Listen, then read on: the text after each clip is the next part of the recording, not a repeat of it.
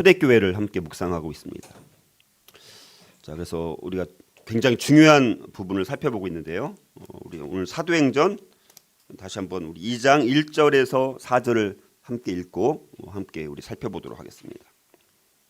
초대교회 이야기 다섯 번째 우리가 너무너무 중요한 오순절 성령 강림 사건이기 때문에 우리가 다음 주까지 이렇게 함께 13절까지 원래 1절에서 13절까지 우리가 다음 주까지 함께 묵상하도록 하겠습니다. 자, 오늘 우리 1절에서 4절 같이 한번 읽겠습니다. 자, 시작. 오순절 날이 이미 이름에 그들이 다 같이 한 곳에 모였더니 호련히 하늘로부터 급하고 강한 바람 같은 소리가 있어 그들이 앉은 온 집에 가득하며 마치 불의 혀처럼 갈라지는 것들이 그들에게 보여 각 사람 위에 하나씩 임하여 있더니 그들이 다 성령의 충만함을 받고 성령이 말하게 하심을 따라 다른 언어들로 말하기를 시작하니라. 아멘. 네, 우리가 이제 오순절 성령 강림 사건, 자, 이거는 그냥 일어난 것이 아니라 그 120명의 성도들이 마가의 다락방에 모여서 하나님께서 예수님께서 약속하신 것을 기다리라고 말씀하신 것에 따라서 이제 한 열흘 정도 아마 매일같이 모여서 기도하고 찬양하고 또 예수님께서 정말 말씀하신 그 약속하신 바, 그것이 바로 성령의 강림에 대한 것들을 사모하면서 매일같이 뜨겁게 찬양과 기도로 아마 모였을 것으로 보여집니다. 자, 그래서 그런 면에서는 우리가 일단 예배와 좀 연관시켜서 우리가 함께 살펴볼 수 있지 않을까. 그래서 오늘은 특별히 2절에서 4절을 중심으로 능력 있는 새로운 공동체. 그러니까 오순절날 성령 강림이 임했을 때 이제 마가의 다락방에서 시작된 첫 번째 교회, 예루살렘 교회잖아요. 교회가 탄생을 한 것입니다. 그 교회가 탄생한 것은 정말 완전히 새로운 역사가 시작이 된 거고, 새로운 공동체, 정말 이전에 전혀 없었던 놀라운 새로운 성령의 능력으로 성령의 충만함으로 한 공동체가 새롭게 탄생한 아주 엄청난 사건입니다. 그래서 우리가 그런 것을 중심으로 능력 있는 새로운 공동체를 살펴볼 텐데, 여기 이제 독수리가 이제 있었는데요. 이 독수리가 근데 어려서부터 닭장에서 같이 이제 키워지게 됐습니다. 그러니까 자기가 이제 닭인 줄 아는 것이죠. 이 어린 독수리가 나는 독수리라는 개념을 모르고 이제 자기도 닭처럼 그렇게 좀 엄청나게 잘 날 수 있는 독수리임에도 불구하고 이제 닭들과 함께 살다 보니까 이렇게 날지 못하는 그런 상황이었습니다. 이제 그러던 어느 날 시간이 좀 많이 지나서 저 멀리 이제 정말 이 동물의 그 하늘 나는 새 중에서 가장 강력한 새가 독수리잖아요. 근데 어느 날 저 멀리서 독수리 몇 마리가 이제 아주 훨훨 이렇게 날아가는 모습을 이 어린 독수리가 보면서 갑자기 그 독수리라는 자기의 정체성이 갑자기 이제 깨닫게 되어지면서 날지 못했던 이 독수리가 이렇게 독수리 날아다니는 것을 따라서 이제 함께 갑자기 이렇게 날아가는 이런 일이 있었다라고 합니다. 그만큼 이제 정말 그냥 자기가 평범한 닭인 줄 알았지만 그러나 자기가 독수리라는 것을 결국 깨닫게 되어지고 두 날개를 펴가지고 창공으로 높이 치솟는 그리고 다시는 그 닭장으로 돌아오지 않는 그런 일이 있었다고 합니다. 그래서 오순절 성령 강림 사건이라는 것이 어쩌면 우리 그리스도인들은 이렇게 엄청난 정말 능력의 존재이고 교회 공동체라는 것도 얼마나 권능이 있고 능력이 있는 공동체인지 우리가 알 수가 없는데, 우리가 마치 닭장에 있었던 독수리처럼 훨훨 두 날개로 멀리까지 강력하게 날 수 있는 그런 존재임에도 불구하고 우리가 닭장에 있는 것처럼 아무런 능력도 없이 아무런 권능도 행하지 못하고 그냥 그렇게 살아가는 그냥 평범한 삶으로 살아가는 존재가 아닌가, 이런 걸 다시 한번 돌아보면서 이 오순절 성령 강림 사건 가운데 있었던 성령의 능력, 강력한 성령의 능력과 이 성령의 충만함을 경험했던 이런 새로운 능력 있는 공동체, 저희 교회 공동체가 이런 새로운 능력 있는 공동체가 되기 위해서 그러면 우리가 어떻게 해야 될지 한번 오늘 살펴보면서 오늘 우리 교회가 정말 이렇게 두 날개로 헐헐 날아가는 독수리처럼 성령의 능력과 성령의 권능이 임하는 교회가 되어서 하나님 앞에 정말 존귀하게 쓰임받는 교회가 될 수 있기를 주님의 이름으로 축복합니다.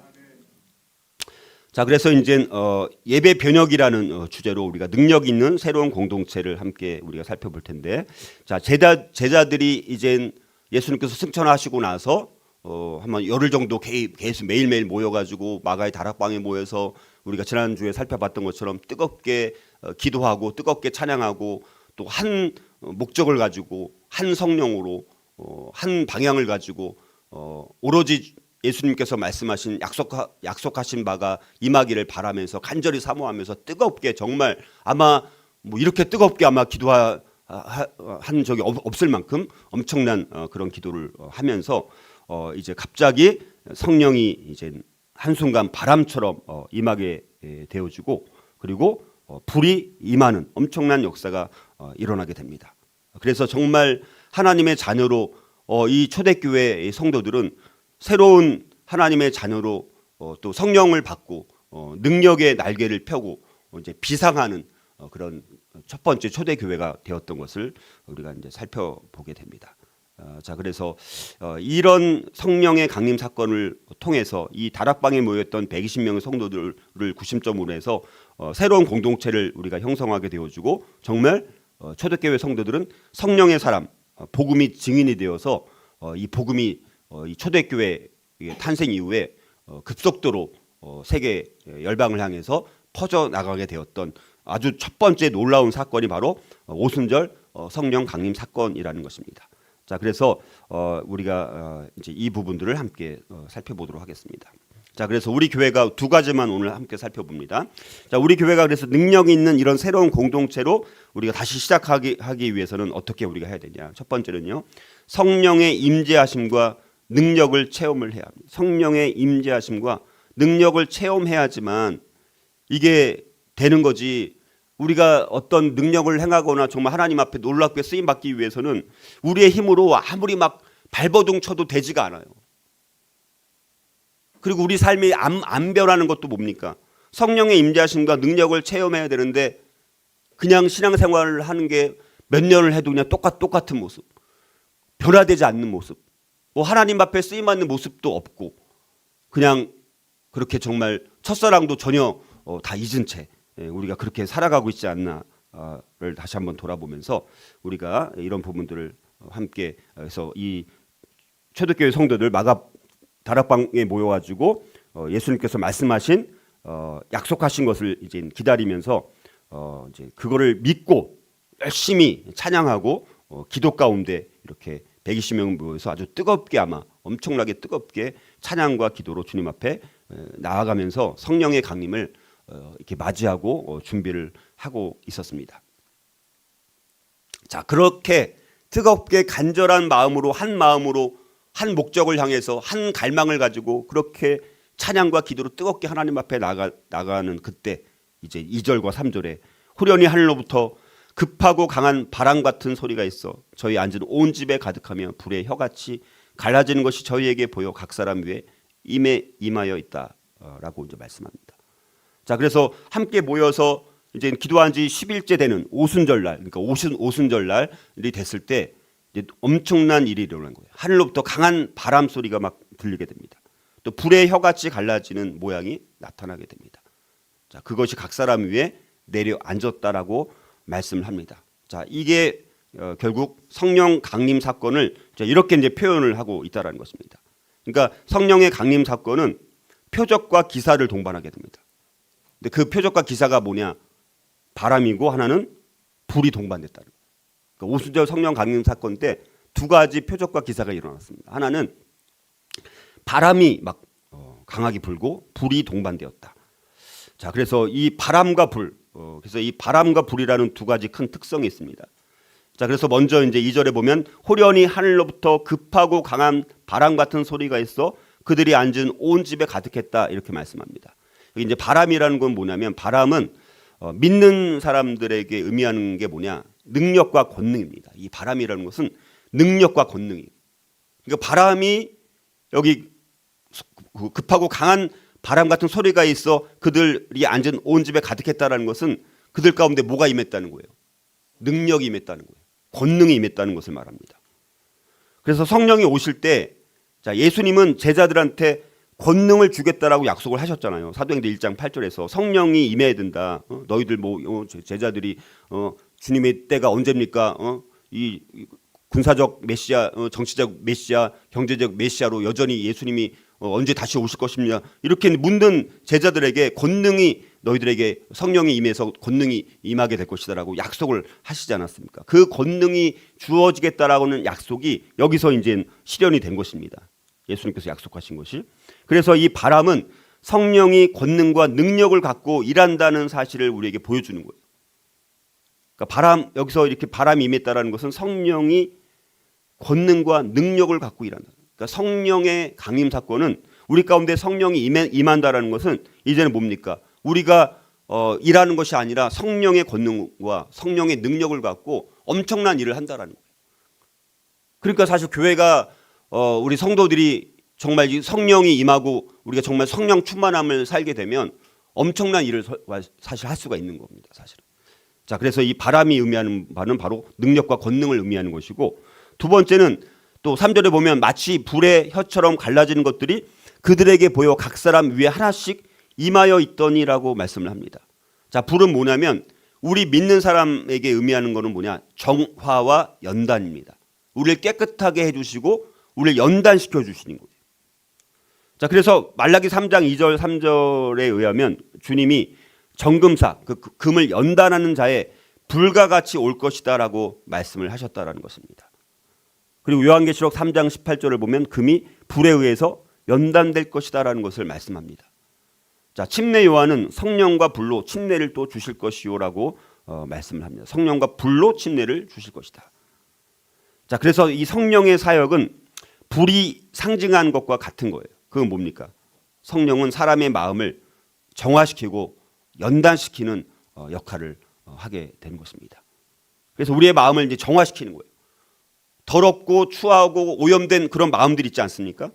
근데 성령이 우리 가운데 임하면 그 더러운 것들을 추구했던, 더러운 것을 좋아했던 우리의 삶이 이제는 그 불로 그 더러운 우리의 마음을 깨끗하게 정화시켜 주시는 거예요. 연단시켜 주시는 거예요. 그래서 하나님 앞에 쓰임받기에 합당한 심령으로 우리를 바꿔주시는 것입니다. 그러니까 우리가 성령이 임하고 우리가 예수 그리스도를 믿고 했는데도 우리 삶이 변화되지 않고 있다. 이거는 정말 심각한 문제가 있는 것입니다.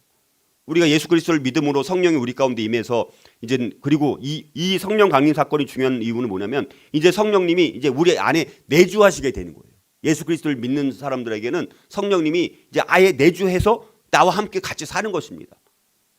이게 엄청난 변화죠, 사실은.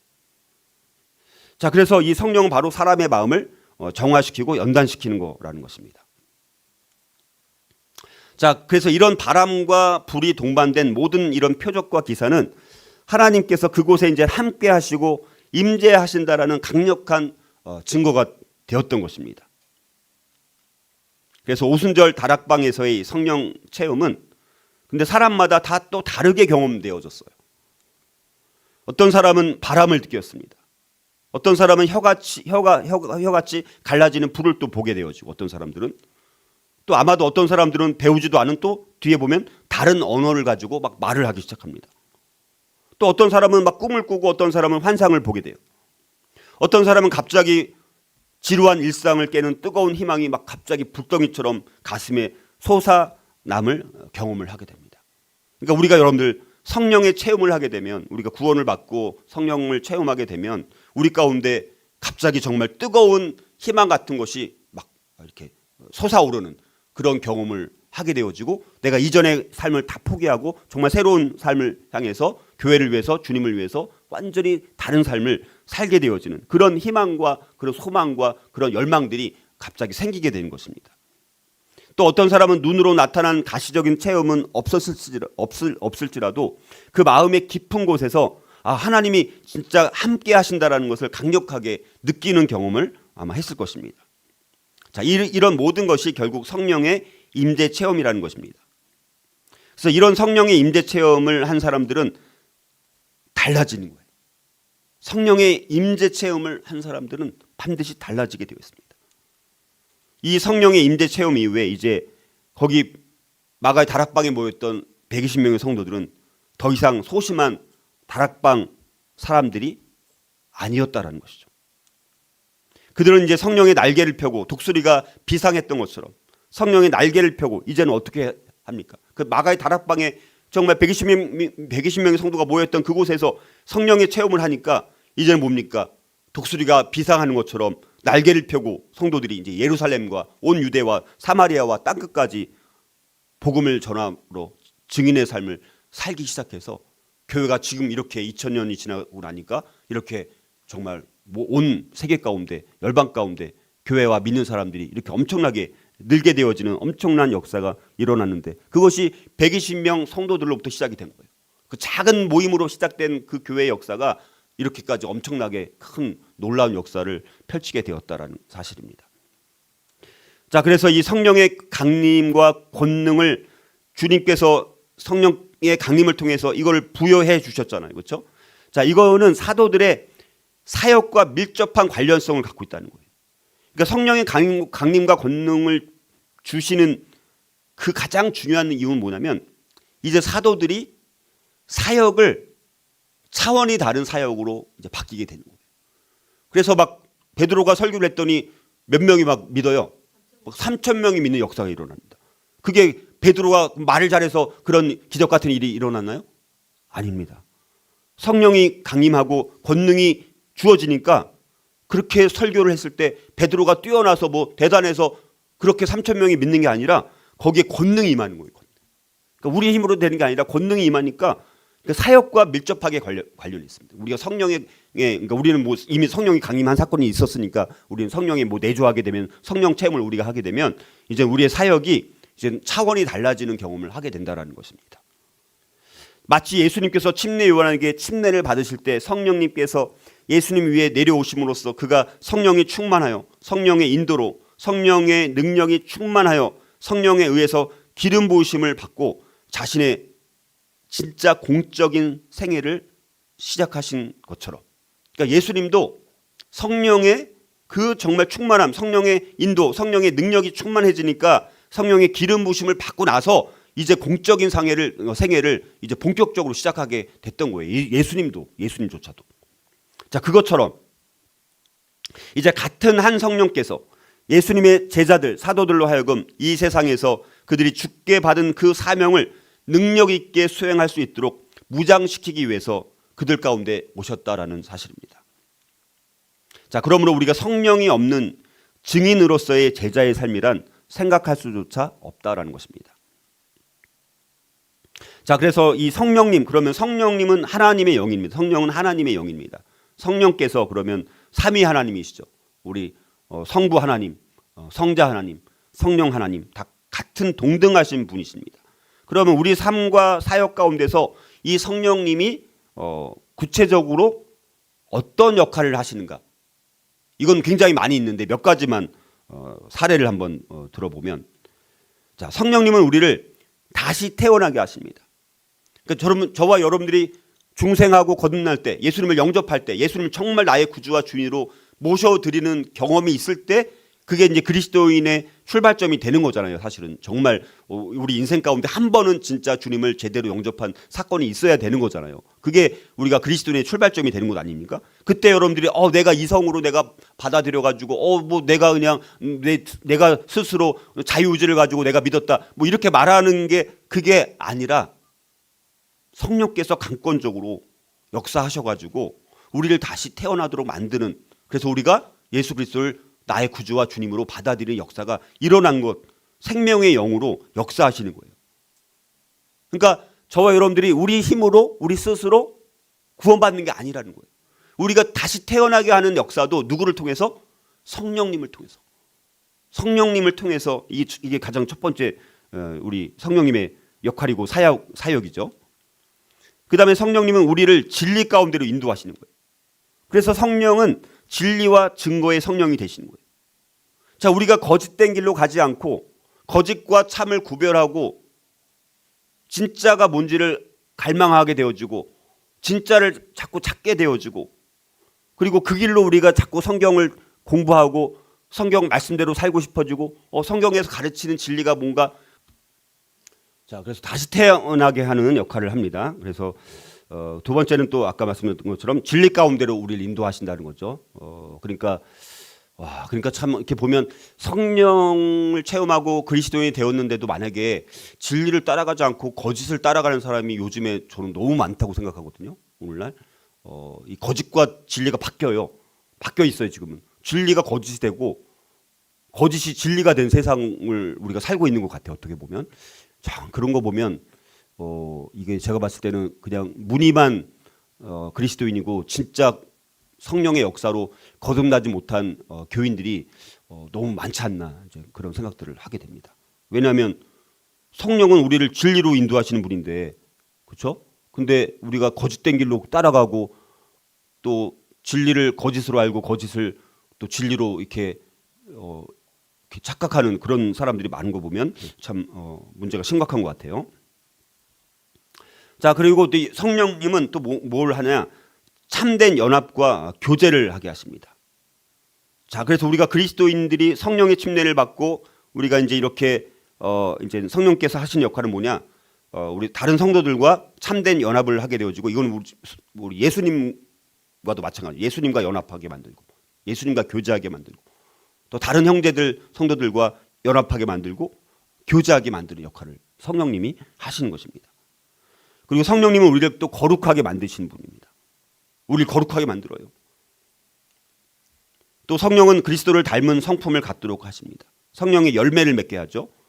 그래서 성령의 열매를 자라게 합니다. 그래서 이 열매를 우리 자신의 힘으로는 결코 자라게 할 수가 없는 거예요. 또 성령은 우리 믿는 자들에게 그의 성품을 변화시키기 위해서 몸의 나쁜 행실을 또 죽이는 역할을 합니다. 몸의 나쁜 행실이라는 말은 바울이 인간의 성품에 그 죄 많은 행위들에 대해서 말할 때 사용된 것이 몸의 나쁜 행실이거든요. 그래서 우리가 죄를 범했다는 것을 알았을 때 우리는 몸의 나쁜 행실을 죽이기 위해서 회개하고 용서를 구하고 다음에는 그런 죄를 짓지 않을 극복할 수 있는 힘을 우리가 구하게 되는 거예요. 근데 전혀 죄에 대한 강박조차 없고 또 했던 죄를 또 반복해서 범하고 죄를 계속해서 반복해서 범한다라는 것은 심각한 문제가 있는 거거든요.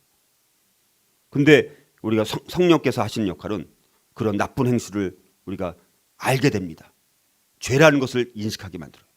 그래서 회개하게 만듭니다. 용서를 구하게 만들어요.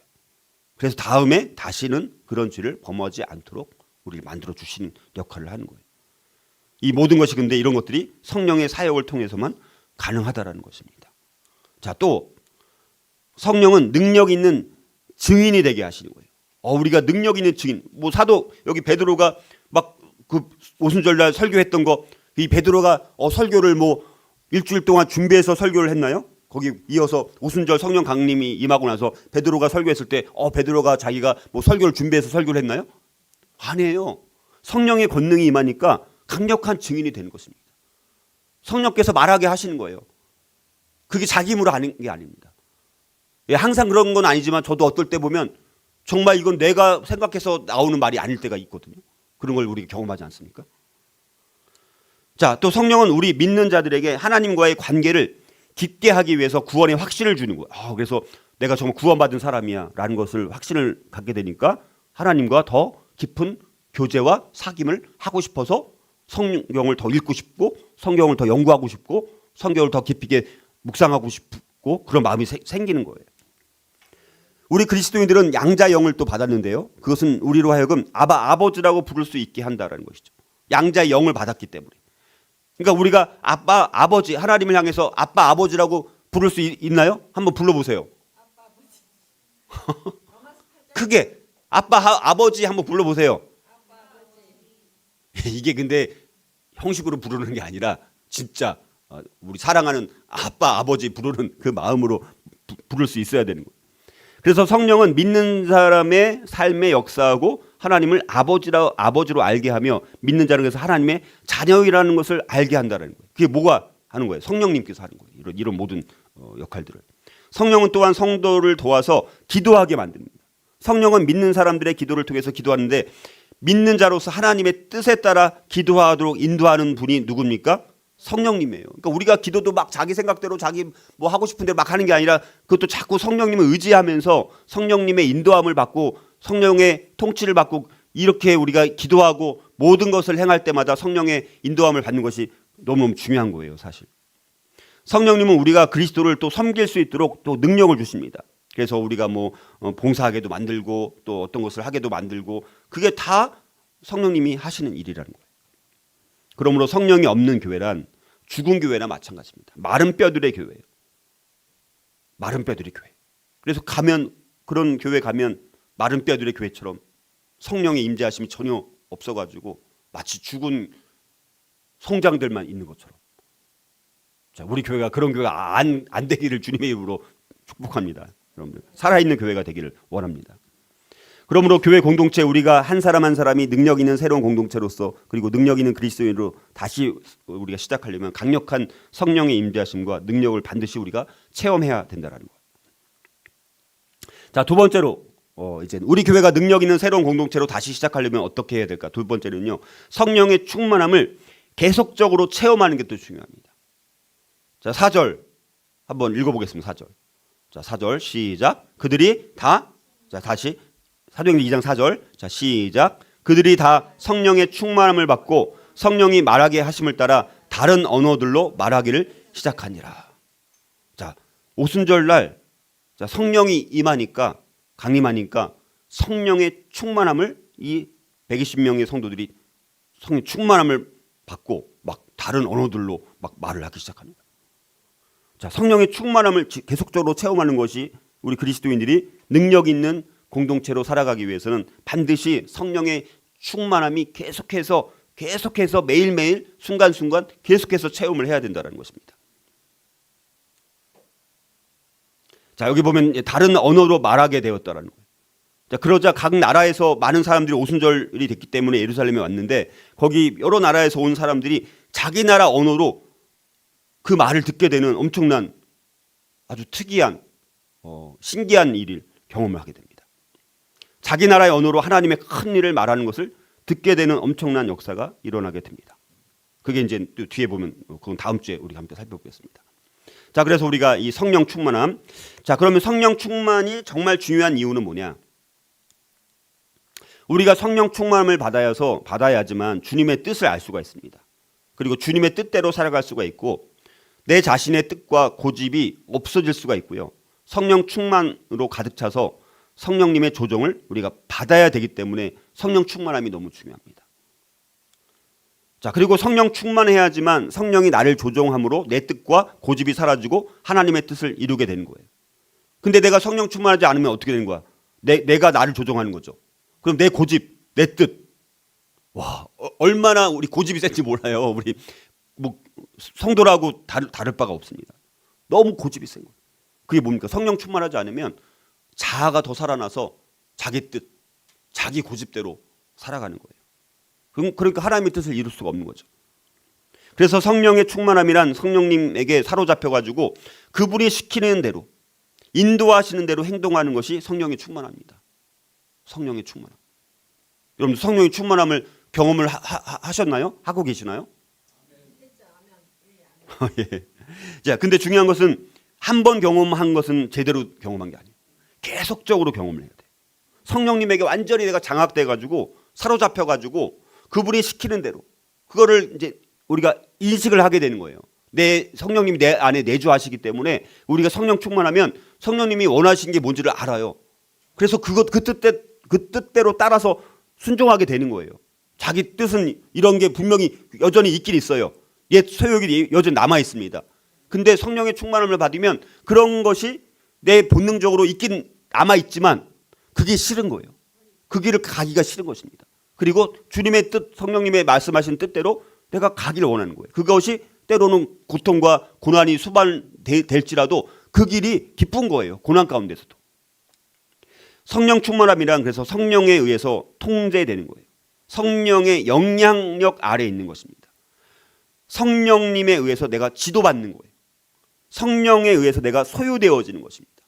성령이 내 주인이 되어서 내가 성령의 소유된 바가 되어서 그냥 완전히 장악되어서 내 뜻은 다 사라지고 오로지 성령님께서 인도하시는 대로 가르치시는 대로 그냥 따라가는 거예요. 매일매일. 자, 그래서 성령의 충만이란 말은 근데 여러분 성령의 충만이란 말은 근데 성경에 많이 나오지 않아요.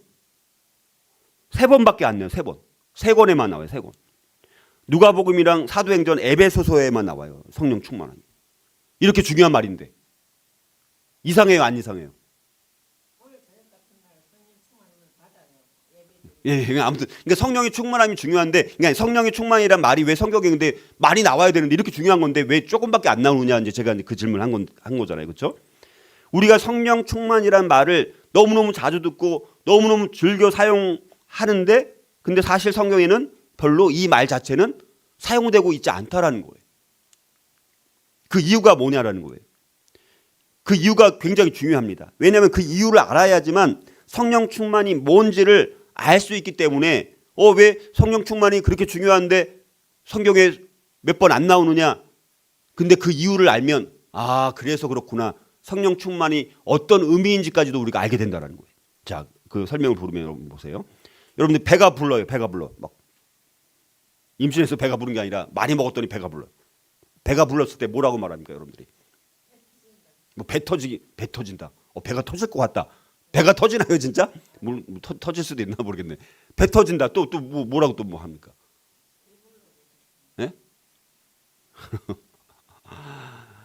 밥을 많이 먹었다. 그러니까 배부르다가 다른 말로 하면 뭐예요? 밥을 이제 너무 많이 먹은 거예요. 그렇죠?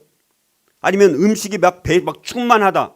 이렇게 말을 해도 배부르다라는 뜻이에요. 음식이 막 목구멍까지 막 차올랐어. 그것도 배부르다라는 뜻이잖아요. 그렇죠? 배 터지겠다. 배 터지도록 먹었다. 이렇게 말하잖아. 너무 먹었고 나 진짜 움직일 수가 없어. 배가 부르다. 이렇게 표현하는데 이게 다 뉘앙스는 조금씩은 다르지만 다 같은 의미잖아요. 그렇죠? 같은. 그러니까 배부르다를 이렇게 다양하게 표현할 수 있잖아요. 그렇죠? 자, 이런 식으로 얼마든지 다르게 표현할 수 있는 거예요. 그래서 성령 충만이란 말도 마찬가지라는 거예요. 우리 이 개념을 아는 게 중요한 거예요. 성경의 저자들은 같은 뜻을 여러 가지 다른 말로 표현한다라는 것입니다. 그러니까 성경에는 성령 충만과 같은 뜻으로 사용되고 있는 말씀들이 많이 있다라는 거예요. 예를 들어서 로마서 12장 2절에 보면 오직 마음을 새롭게 함으로 변화를 받아. 이게 성령 충만이라는 의미를 이렇게 표현을 합니다. 고린도전서 2장 4절에서는 성령의 나타나심과 능력으로, 고린도후서 3장 17절은 주의 영이 계신 곳에는 자유가 있느니라. 우리가 성령 충만하면 우리가 그때 뭐가 있습니까? 자유가 있는 것처럼. 다 같은 말이에요. 갈라디아서 5장 16절은 성령을 따라 행하라. 갈라디아서 5장 18절은 성령의 인도하시는 바가 되면, 이게 성령이 충만하면이에요. 요한계시록 1장 10절은 성령에 감동되어서, 이게 다 성령 충만을 이렇게 다르게 표현하는 거예요. 근데 그 의미는 다 뭐냐? 성령에 의해서 컨트롤되는 삶을 말하는 거예요. 성령에 의해서 컨트롤되는 거예요. 내가 날 컨트롤하는 게 아니라 성령의 지배를 받는다. 성령의 통치를 받는다. 성령의 컨트롤을 받는다. 성령의 인도함을 받는다. 뭐 여러 가지 이렇게 다른 말로 표현할 수 있다는 것입니다. 그러니까 성령 충만이란 거룩한 하나님의 영에 의해서 거룩하게 취한 상태. 여러분들 술 취해 본 적 있나요? 술 취해 본 적 있어요? 저도 옛날 대학교 다닐 때 저도 술 먹었었거든요. 그때는 안 믿었습니다. 제가 대학교 다닐 때는 처음에는 안 믿었어요. 그래서 막 술 취하면 어떻게 해요? 자기가 어딘지 모르는 거야. 일어나고 나니까 뭐 딴 데 있는 거야. 집이 아니라 막. 자, 술에 취하면 자기가 자기를 통제를 해요? 못해요? 못하는 거잖아요. 술이 통제하니까 정신이 하나도 없는 거예요. 그것처럼 거꾸로 반대로 거룩하게 취한 상태인 거예요.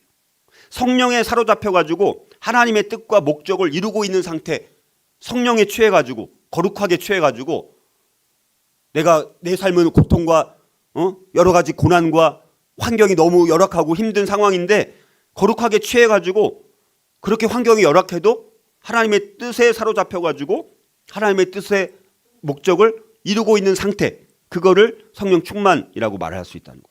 성령 충만함이라는 것은 그래서 내가 나를 주장하는 것이 아니라 주님께서 나를 주장하시도록 성령께 100% 순종하는 상태를 성령 충만함이라고 말하는 거예요. 그러니까 성령이 충만한 상태는 자기 뜻이 없어지고 성령님의 주도 아래 주님의 뜻이 나를 통해 이루어지는 것을 말하는 거예요. 그래서 성령님께서 주도권을 잡으시고 나를 좌지우지 하셔가지고 하나님의 선하신 뜻을 이루시는 거예요. 중요한 것은 그래서 성령님께 사로잡혀서 주님의 뜻을 이루는 것이 중요한 거예요. 근데 진짜 우리 솔직히 주님의 뜻을 내가 이루고 있는 게 얼마나 있는지 모르겠어요, 사실은.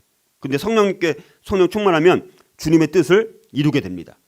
그래 이렇게 우리 속에 거하시는 성령님이 우리를 마음대로 사용하시도록 우리의 전 인격을 성령님께 다 내어 맡기면 그분이 우리 안에 충만히 거하시면서 주님의 뜻을 이루시게 되는 것입니다. 그것이 바로 성령 충만이라는 거예요. 자, 그래서 이제 우리 그리스도인의 의무이자 특권은 바로 성령으로 충만함을 받으라. 우리 에베소서 5장 18절에 보면 오직 성령으로 충만함을 받으라 이렇게 말씀하거든요. 자, 이게 보면 이게 굉장히 이거는 의무. 성령으로 충만함을 받으라. 이건 주님의 명령이에요, 명령. 내가 성령 충만하기 싫어. 아유, 나는 그냥 내 뜻대로 오늘 며칠 동안은 한 달 동안은 내 뜻대로 살아야지. 그건 말이 안 되는 거예요. 의무, 특권이자 의무래요. 특권이자. 그래서 여기는 이 말씀이 이제 에베소서 5장 18절 말씀은 첫 번째는요. 이 말씀이 명령법으로 됐어요. 명령법. 명령법은 뭡니까? 모호한 제안을 우리 사도 바울이 성령님에 의해서 기록된 성령의 감동으로 기록된 성경을 통해서 우리에게 성령의 충만을 받으라. 이 명령은 모호한 제안이 아니라 권위가 있는 명령입니다. 반드시 해야 됩니다. 해도 되고 안 해도 되는 게 아니에요. 우리에게는 선택권이 없습니다. 주님 앞에 순종할 것인가 불순종할 것인가 둘 중에 하나지. 나는 내 기분이 좋으면 상황이 좋아지면 순종하고 아니면 내가 하기 싫으면 불순종하고 그런 게 아니라는 거예요. 그러므로 성령 충만을 받는 것은 선택이 아니라 의무이기 때문에 우리가 제멋대로 이 책임을 결코 피할 수 없다라는 사실입니다. 두 번째는 이게 뭘로 되어 있냐면 복수로 되어 있어요. 이 명령은 기독교 공동체 전체에게 주어진 명령이에요. 이 말씀은 성령 충만이 제한적인 것이 아니라 모든 그리스도인들을 향한 명령이라는 것입니다. 성령 충만은 소수 엘리트들의 교육자나 목사들 그런 사람들의 특권이 아니라 모든 하나님의 백성들이 누릴 수 있어야 하므로 그리스도인들 모두가 성령 충만해야 한다는 거예요. 세 번째는 이 명령은요 수동태로 되어 있어요. 수동태. 이 말은 뭐냐? 그리스도인들이 그 충만을 내가 스스로 만들어내는 것이 아니라 그 주도권이 누구에게 있느냐면 바로 하나님께 있다는 거예요.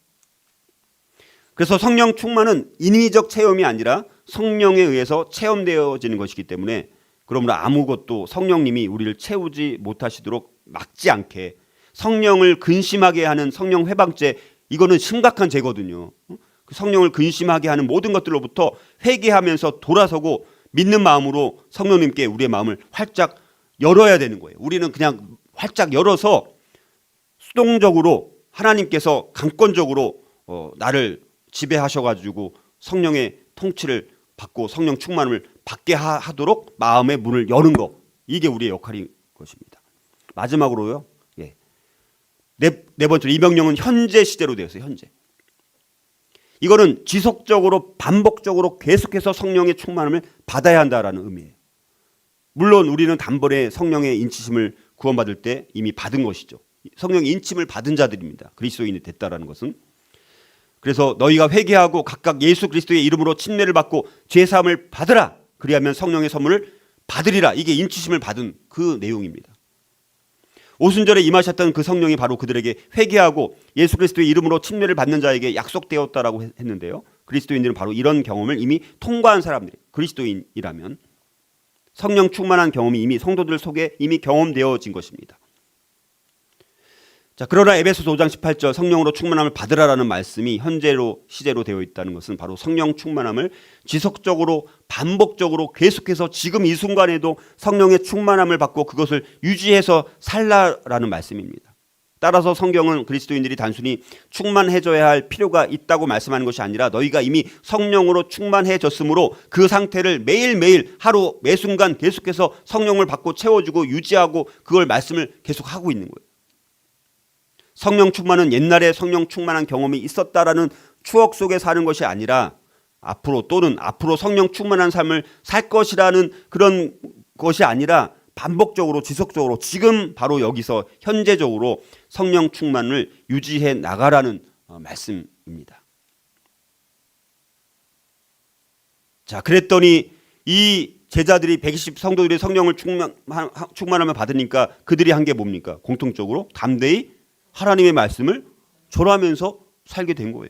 그리고 이어서 우리 뒤에 보면 베드로가 이제 갑자기 막 설교하면서 3천 명이 믿는 엄청난 역사가 일어난 것 아닙니까? 자, 그래서 우리가 이렇게 여러 가지 부흥의 역사, 영적 대각성 운동이 일어났을 때 다 이게 보면 사람의 힘으로 한 게 아니에요. 다 성령의 엄청난 권능과 능력이 임했을 때 부흥과 영적 대각성 운동이 일어났던 것을 우리가 보게 됩니다.